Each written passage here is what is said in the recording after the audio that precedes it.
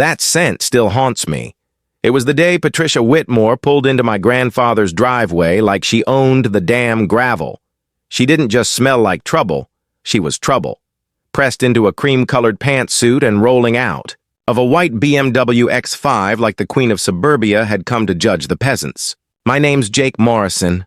I'm 34. Construction worker.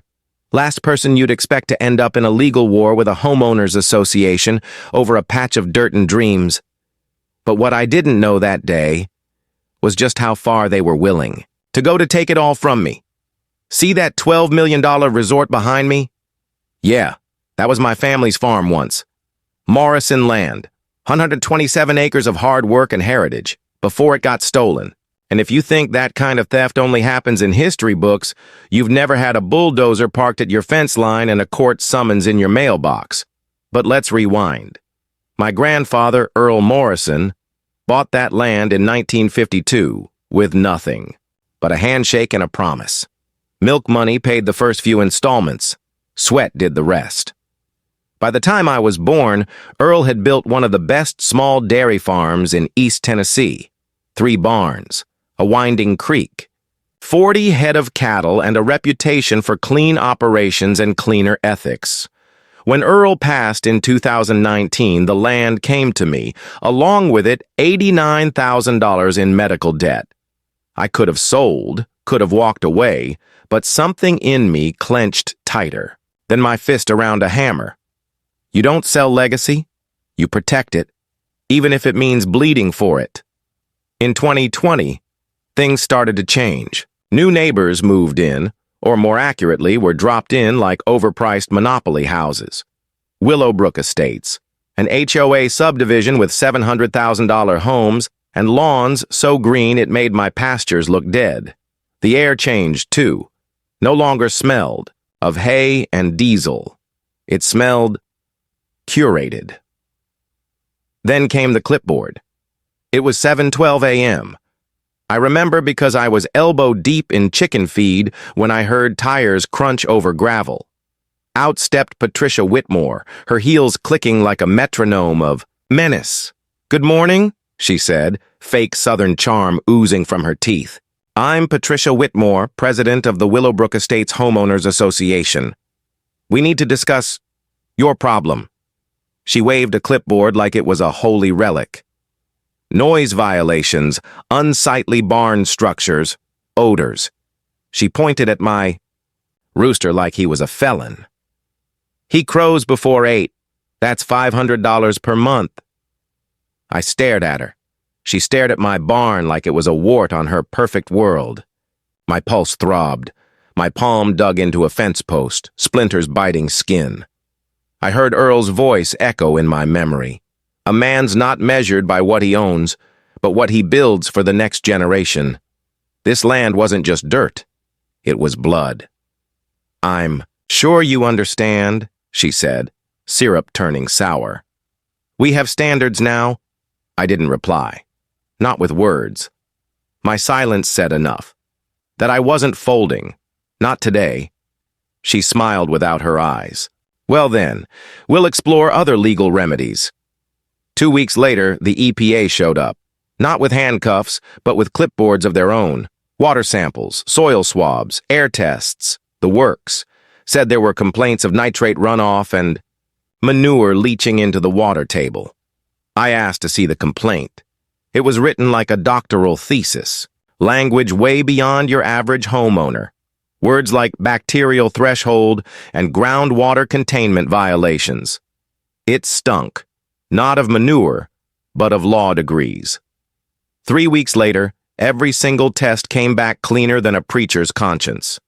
But I still owed $3,200 in testing fees. Money I didn't have. And the local paper? Farm practices under EPA investigation. Not cleared, not false report. Just the kind of vague slander that makes people whisper in grocery aisles. I wasn't just under attack. I was being erased. So I did what Earl would have done. I fought smart, drove to the county clerk's office and started digging. What I found made my blood boil colder than a February frost.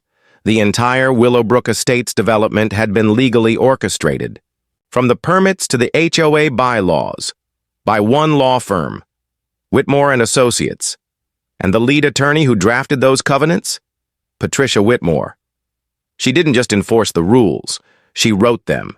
She'd built the gun and now she was aiming it at me. So I went to my first HOA meeting. They'd converted an old schoolhouse into a marble floor community center. $200,000 in neighborhood charm. I walked in wearing the cleanest shirt I owned, boots still muddy from the barn. 20 neighbors sat in folding chairs like sheep at a sermon. Most avoided my gaze, but a few older ones, folks who remembered. Earl Mann gave me quiet nods. Patricia sat at the front like a CEO, flipping through spreadsheets and budgets. She saw me and offered that same viper smile. "Mr. Morrison," she purred. "Nice of you to join us. I trust you've considered our earlier conversation." I stood up, lifted a folder of documents. Actually, I did some reading. Turns out, your firm created this HOA, drafted all the rules. Now you're using those same rules to extort me. Silence. Like someone had turned off the world. Patricia's smile cracked. "I'm not sure what you're implying." "Oh, I think you are," I replied. "Especially since you've been contacting the county about my property without my knowledge." That part? Bluff. But the look in her eyes told me I'd hit something. The meeting adjourned faster than a Baidai fire drill. As people filed out, an old woman with snow-white hair leaned close. "Your grandfather was a good man," she whispered. "Don't let that woman destroy what he built." That's when I knew. This wasn't about roosters or smells, or noise. This was war. And Patricia Whitmore had just fired the first shot. Ever watch a smiling face turn into a threat so fast it chills your spine? That was Patricia Whitmore, a smile like sweet tea and a warning behind it sharper than barbed wire. After that HOA meeting, something in the air changed, heavier. Like a storm rolling in over dry pasture. It was no longer about annoying fines or petty power games. I'd embarrassed her, publicly, challenged her authority. And now, I was in her crosshairs. 2 weeks later, the next attack hit. I came home from my construction job and found a certified letter from the county on my kitchen table. My dog, Rex, had ripped open the envelope like he sensed what was inside. EPA violation notice, groundwater contamination concerns. The kind of official stamp that makes your heart skip a beat even if you know you've done nothing wrong. But it wasn't just the letter. It was the language. Bacterial load thresholds, nitrogen saturation coefficients, legal terms wrapped in environmental guilt. Stuff no regular neighbor could write. This was a scalpel disguised as a shovel, a professional hit job, surgically designed to bleed me dry. The EPA showed up the following Tuesday. The guy who stepped out of the government car looked more like a high school biology teacher than a federal agent. Nervous, polite, said he was just doing his job, took water samples from the creek, soil cores from pasture land, and ran air quality tests around the barn. I offered him coffee. He declined. 3 weeks and $3,200 later, I had a report cleaner than hospital linens. No contamination, no concern, but the damage was done, not to the land, to my name. Local paper ran the story. Farm under environmental investigation, not cleared, not innocent. Just enough words to stain a reputation that had taken generations to build. And still, Patricia wasn't done. Within a month, I got visits from the county health department. 3 separate inspections. 1 found nothing. 2 found minor infractions like a rusty nail in the hay barn and a cracked window on the shed. Each visit cost me time, money, and half a day's wages. All scheduled, mysteriously, on days I was at work. I knew what was happening. This wasn't about enforcement. It was about exhaustion. Make me tired, make me broke, make me give up. But the thing Patricia never counted on? I come from stubborn men. My grandfather once mended a fence in the middle of a lightning storm. My father worked double shifts until cancer took him in his 50s. And me? I was raised on sweat, prayer, and spite, so I kept digging. Went back into Earl's attic. It smelled like dust and history. Old tools, faded photos, boxes of papers he never threw away. And buried in a box marked Land, 1952, I found it. A hand-drawn survey map. Faded, but legible. Signed by the county's own surveyor, and it showed something nobody knew. That my property line extended 40 feet further than the current fence. 40 feet that now included the Willowbrook Estates community playground. No, the one with the $15,000 swing set and rubber mulch that cost more than my kitchen floor? I sat at my kitchen table and stared at the map, then pulled up Google Earth, county GIS maps, and compared everything. There was no mistake. That playground wasn't theirs. It was mine. And now I held the grenade. So I posted a picture of both maps, side by side, to the Willowbrook Estates Facebook group with one caption. Interesting discovery about property lines. Might want to double check. Within 2 hours, the post had over 40 comments, dozens of reactions, and 3 direct messages from worried neighbors asking if their homes might be affected too. And Patricia? She responded in all caps. This is harassment. I'm consulting my attorney. Funny thing. Guilty people always threaten lawyers before they prove innocence. But that wasn't her final move. Not even close. 2 days later, I came home and found a sheriff's cruiser in my driveway.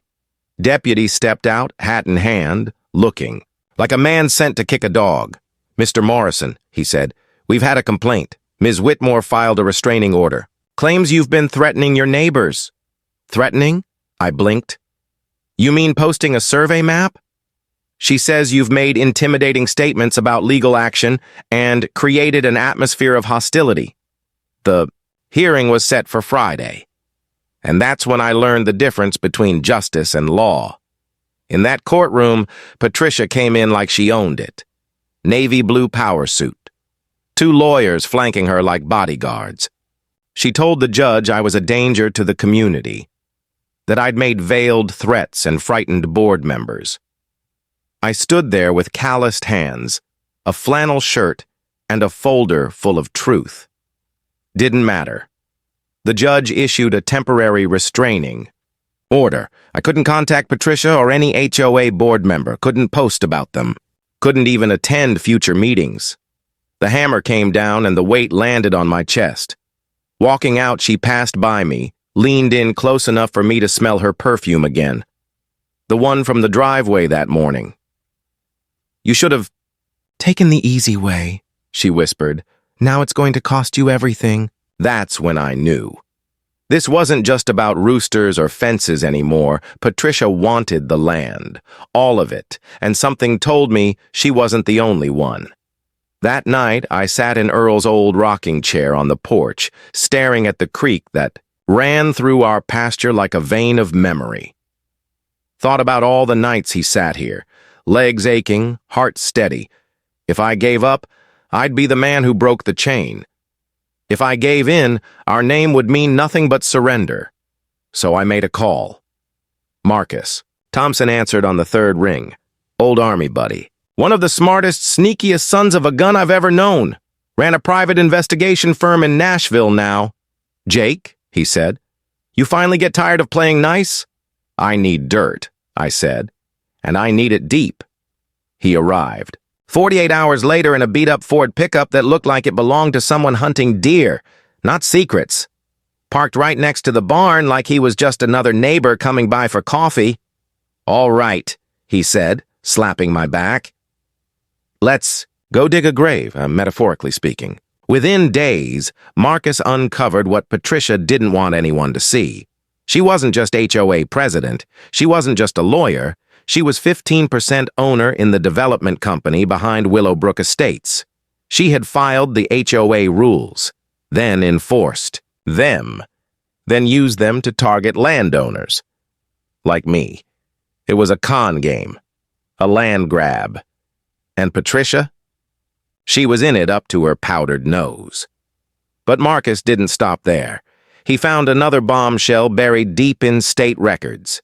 A geological survey from 2018, quietly commissioned by a shell company tied to Patricia's firm. It said my grandfather's land, my land, sat atop significant natural gas deposits, not just valuable, crucial, the kind that could power a county, the kind worth millions, and more importantly, the access point to the entire reserve. It ran right through my farm. Without my land, they couldn't drill anything. That's why they wanted me gone. That's why the harassment never stopped. They weren't building a neighborhood, they were building a cover. That's when the story flipped. I wasn't the target. I was the gatekeeper. They didn't want my barn because it was ugly. They wanted what was under it, $12 million worth, and now I had proof, but I also had something else, a choice. Sell quietly or fight. I looked at the old photo on my wall. Earl, covered in dirt, holding a newborn calf. Pride in his eyes, wrinkles earned, not given. I made my choice. And this time, I wouldn't be swinging alone. Sometimes revenge doesn't come with fists. It comes with paperwork. Marcus sat across from me at the kitchen table, flipping through the documents like he was studying for war. The sunlight hit the page just right. A shell company. Registration form filed 6 years ago. One name buried in the ownership line, Patricia Whitmore. That was our smoking gun. But in a war this dirty, one bullet wouldn't be enough. I needed a full magazine. And Marcus? He didn't bring just bullets. He brought blueprints. They've been lining this up for years, he muttered, dragging a red pen across a map. They built the neighborhood, rigged the HOA, ran inspections, and filed complaints to force people like your grandfather off their land. You're not the first. I leaned forward. Then where are the others? He looked up, eyes hard. Gone. One sold after 2 years of fines. Another was sued into bankruptcy over an environmental violation. A third, a widow, had her home condemned over foundation issues after she refused to sign over her property. Patricia didn't just take land, he said. She made examples. I clenched my fists. My knuckles popped. So what do we do? Marcus's eyes glinted. With something darker than hope, we fight fire with fire, paperwork with paperwork. And if we do it right, the same system that tried to crush you will be the weapon that buries her. The next week was a storm of movement. We built a plan around 3 fronts: legal, financial, and public. The first strike? A formal property dispute claim with the county. Based on the 1952 survey Earl had saved, Marcus drafted a filing that challenged Willowbrook's playground, 2 neighboring yards, and, most critically, the community center parking lot. That was their HOA's beating heart. If the county approved our claim, they'd lose access to their own meetings. The moment the paperwork was filed, the ripple was instant. A white sign appeared in front of the community center. Pending land. Ownership review. No parking. It was like kicking a hornet's nest in slow motion. At first, silence. Then outrage. Facebook lit up. Where will we park? Why wasn't this discussed at the last meeting? Is this that farmer's doing? Patricia posted. An official HOA statement. Cold and legal. The matter is under review. No further public comments will be made. But silence doesn't put out fires, especially when the second front hits. Marcus filed a whistleblower tip to the state's Department of Energy. Using the 2018 Geological Survey and the Shell Company info, he outlined how the HOA president stood to gain millions from resource development. If the final holdout, me, could be pressured into selling. He framed it as environmental fraud, corporate manipulation, and potential eminent domain abuse. 3 days later, we got a response. An investigator would be assigned. Quietly at first. We didn't need fireworks. We just needed her nervous, and we weren't done. The third strike? That came from the heart. I wrote a letter. Not to the county, not to a lawyer, to the residents of Willowbrook. An open letter from your neighbor, printed on thick paper and placed on every doorstep before sunrise. In it I didn't rant. I didn't accuse. I told a story about Earl, about how he bought this land in '52 with nothing but milk money and faith, about how he taught me that dignity doesn't come from suits or titles. It comes from keeping your word, even when it hurts. I wrote about the barn, the roosters, the soil, the way Patricia had come to erase it all, not because it broke rules, but because it blocked profit. I ended it with a question. What's the price of your peace and quiet if it's built on the bones of someone else's legacy? That letter did what no lawsuit could. It broke the silence. The next week, I got nods again. Real ones. 2 neighbors stopped me on my way to the post office. I didn't know the full story, one said. Patricia never told us about the gas. Survey, said another. A third dropped off a pie on my porch with a note. We're not all like her.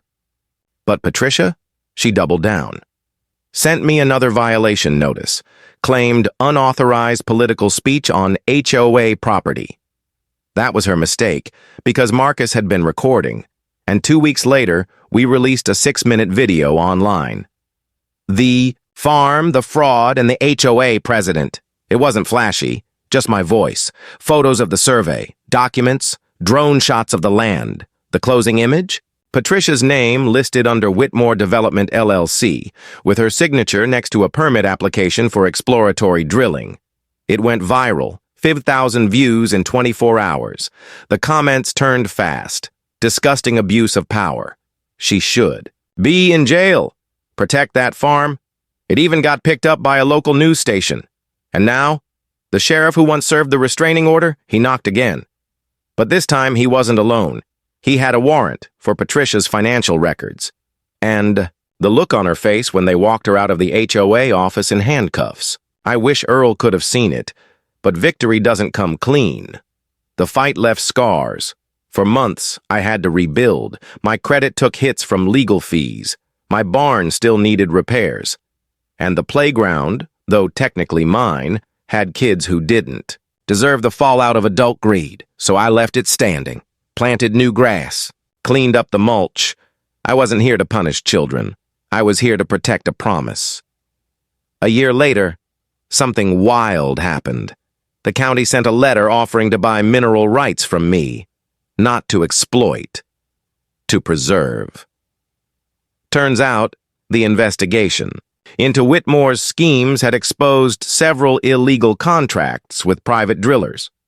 The county stepped in, not to take, but to protect what Patricia tried to steal. The offer? $12 million, more than I could have dreamed, but I said no. Instead, I leased the rights on one condition: no surface disruption. They could access from adjacent land using directional drilling, but my fields, my barns, my memories, they'd die, remain untouched. Like Earl left them, like I promised I would. Sometimes people ask me what I got from this fight. Money? Sure. Justice? Eventually. But more than anything, I got proof. That grit still beats greed, that truth still beats spin, and that even in a world built on HOA bylaws and fine print, the soul of a farm, of a family, can still rise up and say, not today, because when they tried to bury me, they forgot one thing. I am the land, and the land remembers. The higher someone climbs on lies, the harder they fall when truth cuts the ladder. They didn't drag Patricia away in handcuffs with sirens blaring or media swarming like in the movies. No, it was quiet, unremarkable. 2 county deputies, 1 black cruiser, and a clipboard thicker than a phone book. I watched from the edge of my porch, coffee in hand, as she stood in front of the Willowbrook Community Center. The same building they once held meetings in to decide what color someone's mailbox could be. She was dressed like always, tailored blazer, heels like stilettos, and a look of defiance that said she still believed she could talk her way out of it. She couldn't. The second deputy held open the cruiser door as the first read out the charges: fraud, abuse of authority, unlawful use of public office for personal gain. Neighbors stood silently across the street, some with phones recording, others just watching. Their queen was being dethroned, and none of them could look away. As she ducked into the back seat, her eyes met mine. She didn't blink, didn't smirk, just looked, like she finally saw me not as a nuisance or a problem to fix, but as the man who beat her. The town turned fast after that. Patricia's resignation came through the following day, typed and signed, distributed to every Willowbrook homeowner. No apology. Just a sterile legal statement. Effective immediately, I resigned from the HOA board and all related leadership duties. The HOA meetings still happened, but now they were quiet, civil, less polished, more neighborly. Funny how fast power melts when truth touches it. But the damage lingered. Whispers of what Patricia had done spread through every hardware store, diner, and Sunday church bench in the county. Turns out she'd tried to repeat her land grab scheme in 3 other developments nearby. All of them had files, paper trails, angry ex-residents who suddenly found courage now that someone, me, had cracked the wall. Class action lawsuits bloomed like weeds in spring. Marcus kept busy. His firm handled most of the filings. I never asked for a cut. I didn't want blood money. I had my piece, or at least I was starting to find it. Fixing the farm took months. My barn had become more than a structure. It was a symbol, worn down by battle but still standing. I replaced beams, sanded the weather-worn wood, and painted it myself. Same shade of red Earl used back in the 60s. Took me 6 weekends, 3 gallons of paint, and 1 fall off a ladder that left a bruise on my back the size of a dinner plate. But every splatter of paint felt like defiance. Every nail I drove felt like a memory stitched back into place. And the best part? The neighbors started showing up. First it was Mr. Holland, the old man who once voted to ban chickens. He brought over a stack of 204s and didn't say a word. Just nodded, picked up a hammer, and went to work. Then came the Ramirez twins, both 15, eager to do something useful. A week later, it wasn't just me rebuilding my barn. It was a neighborhood. The same people who once watched from behind curtains now stood beside me with drills and saws. Sweating under the sun, handing me water bottles and asking questions about Earl like he was some kind of local legend. He was, I said one day. He just never needed to prove it. The day the barn was finished, I sat under it alone, back against the wood, head tilted toward the rafters, breathing in that sweet scent of fresh lumber and hay. I thought of Earl, of how he'd sit in this exact spot, whittling wood, watching the animals wander, and then I heard a car pull up. I stepped out, wiping my hands. It was a woman I didn't recognize. Late 30s, clean suit, tired eyes. You, Jake Morrison? Depends on who's asking. She cracked a smile. Rachel Walker, County Records Office. I wanted to hand this to you myself. She handed me an envelope. Thick, sealed in red wax. What is it? Your land patent. She paused. The county's made it official. After review of your grandfather's original deed and in light of recent events, you've been granted full ownership, surface and subsurface, without contest. That means mineral rights, easement control, water rights, everything. My heart stopped for a moment. All of it? I whispered. She nodded. Every square inch. It's yours. She turned to leave, but then hesitated. My dad. He used to buy your grandfather's milk every Saturday when I was a kid. Swore it. Tasted better than any store-bought carton. He always said, Earl sells truth in a bottle. Just thought you should know. And with that, she drove off. I stood there, envelope in hand, wind cutting across the pasture, and for the first time in years, I felt the full weight of legacy settle into my chest. Not as a burden, but as a badge. A few months later, I decided to open the land again, not for profit, not for revenge, for people. I put up a simple hand-painted sign. Morrison Farm, Saturday markets and community days. No admission, just stories. Eggs, fresh milk, jams made by the Carter sisters down the road, a barbecue pit that never quite cooled down, and kids laughing as they ran through open fields that no bulldozer would ever touch again. People came. First, a few, then dozens, then busloads from nearby counties. Not because we sold anything fancy, but because they wanted to feel something real again. The barn became more than a barn. It became a memory vault. Living museum. Proof that tradition could bend, but not break. That concrete and HOA newsletters couldn't replace the soul of a place born in dirt and grown with calloused hands. The last time I visited Earl's grave, I brought him two things. A jar of our blackberry jam, the one the kids helped pick for, and a letter. I folded it carefully and slid it under the stone. It read, "You were right, Grandpa. The land knows, and it remembers us. Every root, every fence post, every crack in the paint. They tried to erase us, but I wrote us back in bold ink. The farm stands. The name stands. And I finally understand what legacy really means. Jake." As I stood up, I felt the wind shift, like something had been answered or maybe forgiven. They say land has no memory. They say buildings don't care who raised them. But I don't believe that anymore. Because every time the sun hits that barn just right, I swear I see Earl's shadow in the doorway, and every time I hear laughter echoing across the fields, I know this farm, this land, this story was never just about survival. It was about becoming unforgettable. Some wars end with a treaty, others end with a field left standing. It's strange how a place can feel both exactly the same and completely reborn. The soil under my boots hadn't changed, still cracked where the July sun baked it dry, still thick with scent after a fresh storm. But the way I walked it now, with purpose instead of paranoia, made the air feel lighter, like the ghosts were finally at peace. 6 months had passed since Patricia Whitmore was arrested. In some ways, it felt like a lifetime. In others, like it had happened yesterday.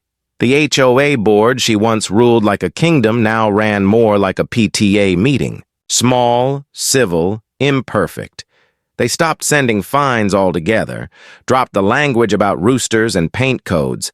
Hell, I even got a handwritten letter, not typed, not stamped, from 3 Willowbrook board members asking if I'd consider being a historical advisor for the neighborhood. I laughed so hard I almost dropped my coffee. But I didn't ignore it. I invited them to the farm.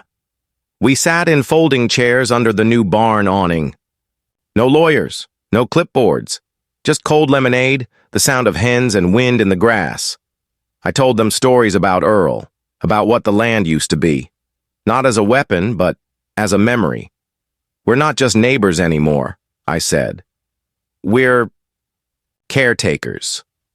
This land has seen blood, sweat, heartbreak, and now, hope. Don't just protect it with bylaws. Respect it with presence. They listened, and for the first time, they actually heard. A month later, I got a call from a teacher at the local middle school. She'd seen the video we posted about the farm, said her students were working on a project about hidden histories in the county. "Would you be willing to speak to them?" she asked. "Tell your story?" My first instinct was to say, no. I wasn't a speaker. I was a builder. My words came through nails and dirt, not microphones. But something told me this was important. So I said yes. I stood in front of 30 wide-eyed 8th graders in muddy boots and a plaid shirt that still smelled faintly like sawdust. Told them about Earl. about the first cow he bought for $50 and a handshake, about how he trusted people more than banks, and how that nearly cost us everything. But then I told them what he taught me. That land isn't just something you own, it's something you honor. One kid raised his hand, a girl with tangled hair and paint under her fingernails. "What made you fight back?" she asked. I looked at her for a long second. "Because someone has to remember what matters," I said. "And if I didn't, they would have paved over it," she smiled. And in that smile, I saw the future. Word spread. More schools called, then a university, then a preservation society. The barn became a living classroom. We built benches out of old planks, created a small walking trail marked with signs that told the story of the land, from the Morrison Dairy to the HOA battle to the renewal. We called it the line that held, because that's what it was. A boundary that refused to be moved, not out of pride, out of purpose. And the community came. Saturdays were no longer quiet. You'd see families picking berries, retirees painting landscapes, musicians sitting on hay bales playing soft guitar. Some just came to breathe in something that felt honest. I didn't charge a cent, didn't need to. I was finally rich in the way Earl had always defined it. Full pantry, full soul, full days. But the land still had one more secret to give me. It was Marcus who brought it up one evening over beers on the porch. "You ever think about what happens after you?" he asked. I looked at him sideways. "You calling me old?" he smirked. "No, I'm calling you permanent." I let that sit for a second. He was right. For the first time in my life, I wasn't going anywhere. This wasn't a phase or a battle anymore. It was a life. I wanted it to last. So we drafted something Earl never had time to do. A deed of trust. One that protected the Morrison farm, all 127 acres, as a community preservation site, not a park, not a profit machine, just a promise that no matter who owned the land next, it could never be sold, divided, or drilled. It would remain whole, always. I named it after Earl, the Earl Morrison Legacy Land Act, signed it in the barn, with Marcus and 3 neighbors as witnesses, and when I did, I felt something shift inside me. Not relief. Completion. Not long after, I stood on the edge of the pasture as the sun dipped low, casting gold across the wheat. I could hear the windmill creak, the distant call of a hawk, and the faint music from a local band playing on the community stage we'd built near the creek, and I thought about Patricia, where she was now. The news said she'd taken a plea deal, paid restitution, lost her license. She'd vanished from the town. Moved somewhere quieter, they said. Somewhere without so many people remembering her name. I didn't hate her anymore. Not because she didn't deserve it, but because holding that kind of anger felt like poisoning my own water supply. She was gone. I was still here. I'd won. But more importantly, the farm had survived. There's a quote I carved into a wooden sign at the entrance of the trail. Dignity doesn't always look like pride. Sometimes it looks like sacrifice. It's what Earl lived by. It's what saved me. It's what I hope every kid who walks these paths feels in their bones, even if they don't have the words for it yet. This land didn't just grow crops, it grew resilience, and now it grows healing. People come here to find peace. Some sit on the porch and cry without knowing why. Some bring journals. Others just stare at the barn, as if it's a cathedral built out of blood and memory. Maybe it is. I just know one thing. This place remembers what we tried to forget, and it forgives us anyway. You can win a war and still feel like something's missing. Sometimes peace doesn't come from victory. It comes from remembering who you are when no one's looking. It was early October when the letter came. Not an email, not a text. A real letter, the kind that smells faintly of ink and folded time. It was tucked between a stack of seed catalogs and a past-due electricity bill, addressed in shaky cursive. To Jacob Morrison, from Clarabelle Morrison. My hands went still. My breath caught. I hadn't seen that name in 20 years. Clara. My father's sister, Earl's only daughter. She left when I was 11, after a fight with my grandfather so fierce they never spoke again. I remember shouting, suitcases, and Earl standing silent on the porch as her car disappeared down the gravel road. She never came back, never called, never wrote, just vanished. Until now. I sat down under the big oak tree beside the barn and unfolded the letter with shaking fingers. Jake, I've been watching from afar. Saw the news, saw the video. You probably don't want to hear from me. And I wouldn't blame you if you threw this in the fire. But I had to try. Because even after everything, this land still has a piece of me too. When I left, thought I was running toward something better. I thought city life would erase the sting of stubborn men and dry summers. But it didn't. It just made the silence louder. I missed the chickens, the smell of diesel and hay, the sound of your grandfather's boots on the porch. I was too proud to admit I missed it, until I saw what you did. You didn't. Just defend it. You gave it breath again. If you'll have me, I'd like to come home, even just for a visit.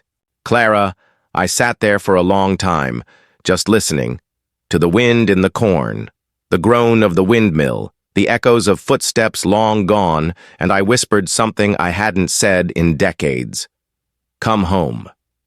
She arrived a week later in an old Ford sedan held together by bungee cords and duct tape. Her hair was shorter, her eyes softer. She stepped out slowly, unsure if she should smile, cry, or turn back around. I didn't give her the chance. I hugged her. Tight. She broke. So did I. She spent the weekend in the farmhouse, the same kitchen table, the same creaky stairs. She walked, the trails, touched the barn walls like they were living things. She stood at Earl's grave for nearly an hour, silent, her fingers pressed to the stone like she was apologizing through her skin. And that night, by the fireplace, she told me everything, the fights, the pain, the guilt. I blamed him for wanting me to stay, she said. But deep down, I just didn't believe I was strong enough to carry what he built. I stared into the fire. You were, I said quietly. You still are. From that day forward, Clara never really left. She didn't move back in. Not at first. But she visited every week, brought preserves, helped mend fences. She'd talk to the kids during market days, telling them stories of Earl the way only a daughter could. Funny, stubborn, gentle stories that painted him with more color than I ever saw. We were healing something ancient, something that had cracked in our family long before the HOA, long before lawsuits and drone footage. We were stitching blood back together, and the farm felt it. I swear it did. The hens laid stronger. The wind felt kinder.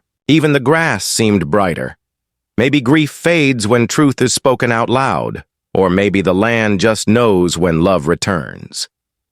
It was around that time that I found the last box, hidden under the barn floorboards, wrapped in oilcloth and bound with a rope so tight it left marks on my hands when I pulled it loose. Inside, letters, dozens of them, from Earl to Clara.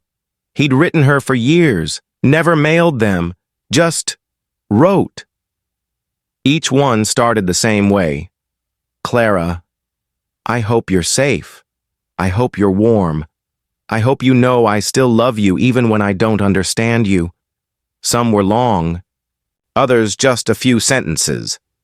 One was nothing but a pressed clover and 3 words. I miss you.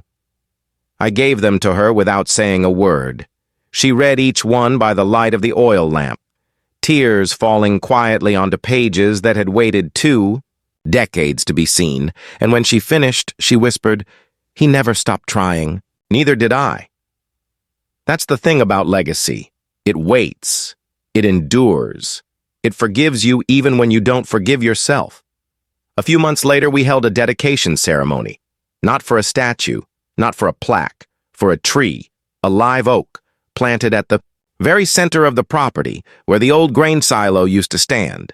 We called it the Morrison Tree of Memory. It wasn't much, just a sapling at first. But I liked the idea that something so small could grow into shade for generations I'd never meet. And under that tree, we buried 3 things. A jar of soil from Earl's first field, Clara's letter to me, a copy of the land trust signed by both of us. When the final scoop of earth covered the box, we stood in silence. Dozens of neighbors, teachers, children, farmers, strangers who became friends, and I spoke from the heart. This land has weathered storms, wind, rain, greed, silence, fire. But it's still here, not because it's strong, but because the eyed people who loved it kept showing up, even when it hurt, even when it seemed pointless, even when everyone else walked away. Legacy isn't what we leave behind, it's what we stand on and choose to carry forward. No one clapped, no one needed to. The wind did it for them. That night, Clara and I sat on the porch again, just like old times. She looked at me and said, "You know, you could have sold this place, taken the money, walked away." I nodded. "Yeah, I could have." She leaned back, smiled. "But then we wouldn't be sitting here under this sky with this peace." "Nope," I said. "We'd be staring at condos." We both laughed, hard. Then she said something I'll never forget. "You didn't just save the land, Jake. You saved our name." Sometimes the biggest threat to your roots isn't a bulldozer. It's your own ambition. It started with a phone call from a woman named Elise McAllister. She worked for a national documentary network, the kind that specialized in modern American heroes. Said she'd seen the viral video, read the newspaper articles, and even had a cousin who brought home a jar of our blackberry jam. "Jake," she said, her voice smooth as polished oak. "This isn't just a local story, it's a statement. A man protecting legacy, standing up to corruption, preserving what matters. We want to tell that story, film on site, interviews, maybe even a feature-length doc." I didn't say anything right away. She filled the silence. "We're prepared to offer a licensing deal. High 6 figures, maybe more. And if you're open to it, there's a series pitch in the works. The Last Stewards, profiles on Americans defending their land and values." I leaned back in my chair, the phone cradled against my shoulder. The old barn doors creaked in the wind, chickens scratched at dirt, and in the distance I saw a group of kids racing through the corn maze we'd built last fall, laughing like they were being chased by time itself. High 6 figures. Maybe more. She paused, sensing hesitation. "You've already won, Jake. This is a chance to make it permanent, global, immortal, immortal." That word sat wrong. I told her I'd think about it. Clara was quiet when I told her, not disapproving, just quiet. She sipped her tea, looked out at the fields, then she said something I didn't expect. "You don't need a camera crew to be remembered.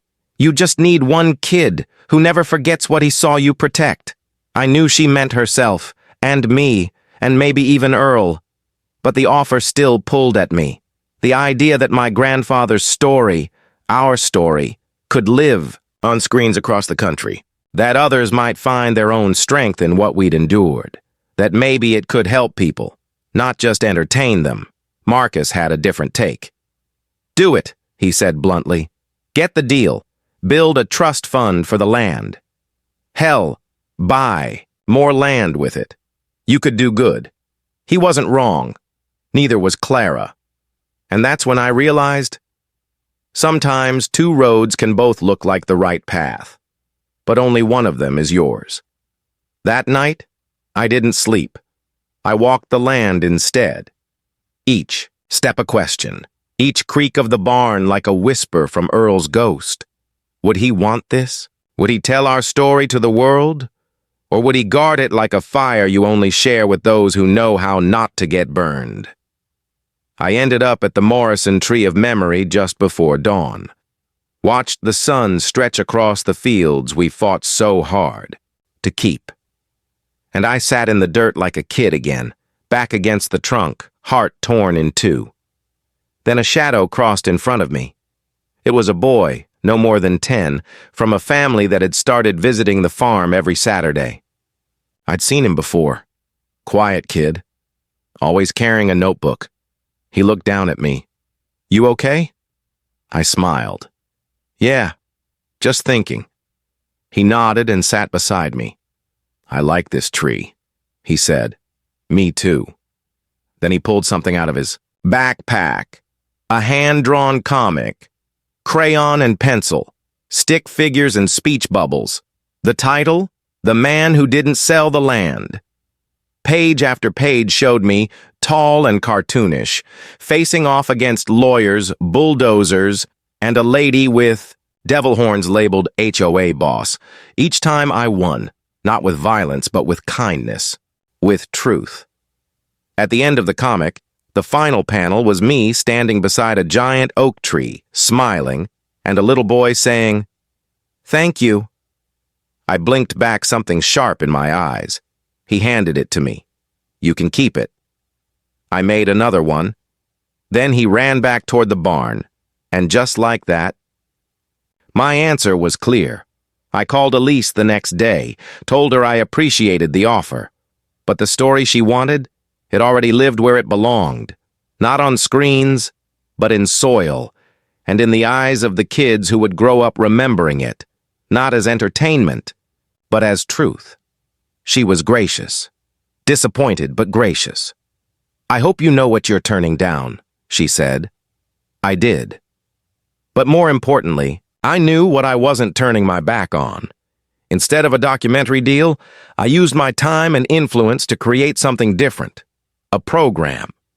Legacy Days. 3 times a year, we invite underprivileged schools from across the state to visit the farm for free. Workshops on gardening, woodworking, storytelling, cooking, how to care for animals, how to repair a fence, how to listen to wind and know the weather. Simple skills, endangered wisdom, the kind you can't Google. Kids arrive with phones in their hands and leave with dirt under their fingernails and journals full of drawings. Some of them cry on the last day. Some ask if they can come back every weekend, and every time I tell them the same thing. This land isn't mine. It's ours. It always has been. One morning I found Clara hanging a set of old overalls in the barn. "What are those for?" I asked. She smiled. "For whoever picks up the torch next." I paused. "You think someone will?" She nodded slowly. "They already have. They just don't know it yet." That night, I took the comic book from the boy and tucked it inside the deed folder in my safe. Not because it was proof of anything, but because it reminded me of everything. That legacy is not what you leave when you're gone. It's what you live while you're here. And every once in a while, it shows up not in awards or interviews or fame, but in a stick-figure drawing that says, "Thank you." Victory doesn't always look like a trophy. Sometimes it looks like a rocking chair, a sunset, and no regrets. The barn creaked in the wind like it always had.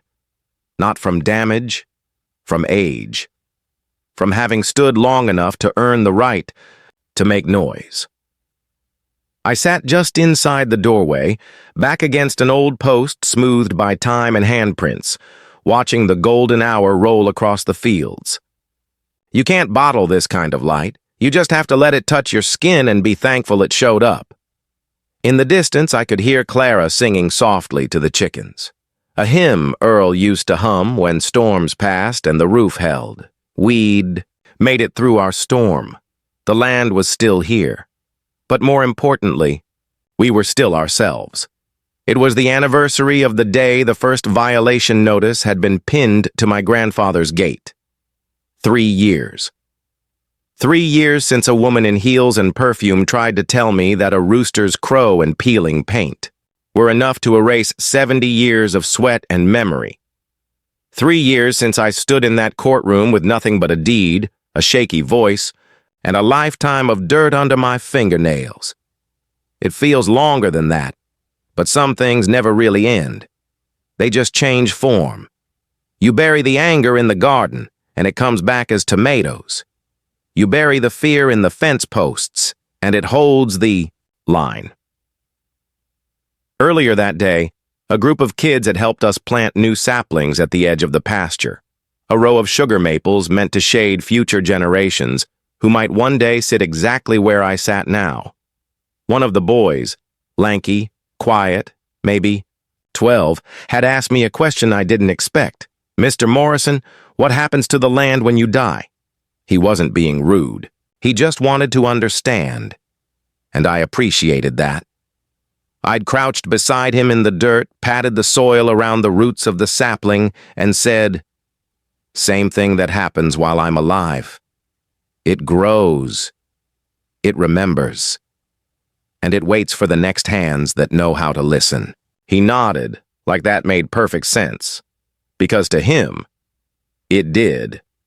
To kids like him, land wasn't property. It was story. I stood up and walked toward the tree of memory. Our live oak, now taller than a man, its trunk thickening with each season, like it was swallowing the years whole. Underneath it were the roots of our past. Literally, the soil that Earl plowed, the letter Clara wrote, the promise I signed. Every piece of it was still there. But now, there was something more. A bench, built by one of the Legacy Days kids, carved with these words, "This is where stories rest." And I knew mine would someday rest here too. Not in silence, in seed. We never heard from Patricia again. Not a postcard, not an apology. Just nothing. Sometimes silence is justice, sometimes it's mercy, sometimes it's both. I no longer needed her name on my lips. I had better things to speak into the world now, like, "Pass the jar, try the pie." That's the same tree your grandfather planted? This fence line held through the big flood. You're not lost. You're just early. The last project Clara and I did together was restoring Earl's old windmill. It had rusted in place years ago, silent against the sky. But we sanded the blades, replaced the bearings, rebalanced the tower. And the day we got it turning again, just as the sun cracked over the hills, I swear to God I felt something shift in the earth, like the past was exhaling. Clara cried. So did I. We stood there with oil-stained hands, and she said, "I think he's proud." I nodded. I think he always was. Now, when people visit the farm, they often ask me one question. "What kept you from giving up?" I always give the same answer. I did give up, plenty of times, but the land didn't. So I came back. That's the truth. I've doubted myself more times than I can count. But this land, these fences, this barn, they don't flinch when it rains. They don't break when the wind screams. They just stand. And because of that, so did I. We started a new tradition this year. Every fall, just before the leaves change, we host a story night. No lights, no phones, just a fire pit, folding chairs, and whoever wants to speak. Farmhands, visitors, elders, kids, they all take turns telling a story. Some about their families, some about their dreams, some about moments when they almost gave up, and at the very end, I tell one too, not about the HOA, not about courtrooms or threats or fines, but about a boy who once thought legacy was something you inherit, and later learned it's something you earn. As the night winds blow stronger now and the barn lights glow warm through old glass, I can't help but smile at how wrong they were. They said the land wasn't worth anything. They said our way of life was outdated. They said tradition was dead. But they were wrong, because tradition didn't die. It just got quieter. Until someone finally stopped talking long enough to hear it whisper, "Keep going." So that's what I do. Every day. One fence post, one seed, one jar of jam, one open gate at a time. Because I'm not just holding on to the past, I'm planting it. So that long after I'm gone, someone else will sit beneath this tree, pick up this story and say, I remember. I belong here too. Because someone fought for this. And now, it's my turn to keep it alive.